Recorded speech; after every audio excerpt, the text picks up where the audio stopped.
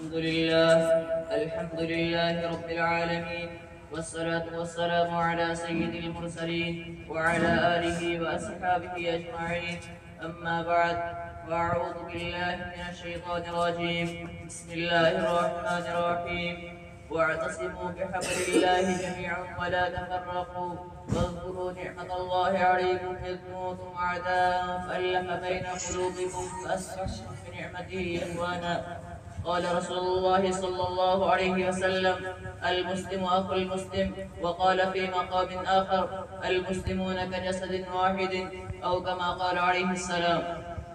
نفرت کی بات ہے نہ عداوت کی بات ہے، نفرت کی بات ہے نہ عداوت کی بات ہے، میری زبان پہ صرف محبت کی بات ہے۔ اس دور انتشار میں آپس کی دشمنی، اس دور انتشار میں آپس کی دشمنی سوچوں جو غور سے تو قیامت کی بات ہے۔ شہدائیان اسلام اور عزیز دوستو، میں آپ جیسے عظیم المرتبت اشخاص کے روبرو اتحاد و یکجہتی کے عنوان پر لب کشائی کی ہمت کر رہا ہوں۔ یہ سب آپ حضرات کی کرم فرمائی اور محبت کا نتیجہ ہے، ورنہ کہاں میں اور کہاں یہ نکہتے گل۔ آج مسلمانوں کے اندر نفرت و عداوت کی خلیج اور آپسی تنازعی کی ایک مہلک بیماری ہر مسلمان کے رگ رگ و ریشے ریشے میں سما چکی ہے۔ ہمارے اندر اختلافات و تنازعات اور تشاجرات نے جنم لے لیا ہے، جس کی بنا پر مسلمان ذلت و رسوائی کے دلدل میں پھنسا ہوا ہے۔ مسلمانوں کی مختلف جماعتوں اور تنظیموں میں آپسی اتحاد و اتفاق باقی نہیں۔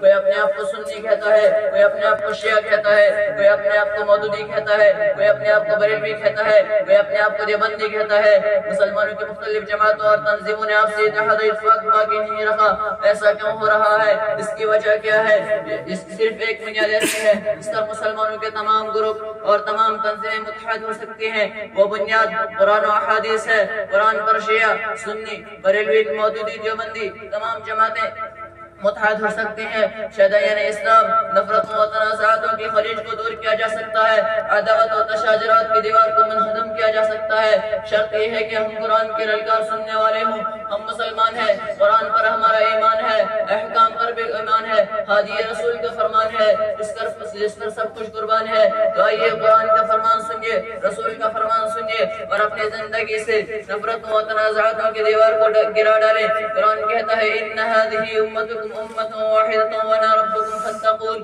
جب قرآن ہمیں ایک کہہ رہا ہے، رسول کا فرمان یہ بتا رہا ہے کہ ہم ایک جسم کے مانند ہیں، تو پھر ہمارے اندر اختلافات نے جنم کیوں لیا؟ ہمارے اندر تنازعات اور عداوت پیدا کیوں ہوئی؟ اس کی وجہ کیا ہے؟ یاد رکھیں، جس قوم ملت نے انتشار و اختلافات و تنازعات کو اختیار کیا، اس قوم نے کبھی بھی کامیابی و کامیابی کا چہرہ نہیں دیکھا اور ذلت و رسوائی کے گہرے اور اندھیرے کنویں میں گر گئے۔ اور جس قوم ملت نے اجتماعیت و وحدت اور یکجہتی کو اختیار کیا، وہ ہمیشہ فلاح و کامرانی کے اونچے اونچے پہاڑوں پر نظر آئے۔ شریعت اسلامی نے اتحاد و اتفاق کو پسند کیا، اختلافات و تنازعات کو دور رکھنا پسند کرتی ہے۔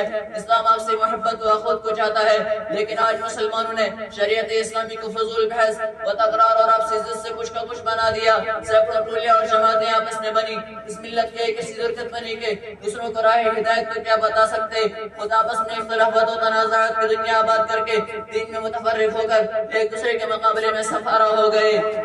اسلام کے کئی اور نوجوانوں اسلاف سے مناظرہ بازی اور مذہبی اختلافات کی بنا پر سینکڑوں غیر مسلم مسلمان ہونے سے رک گئے۔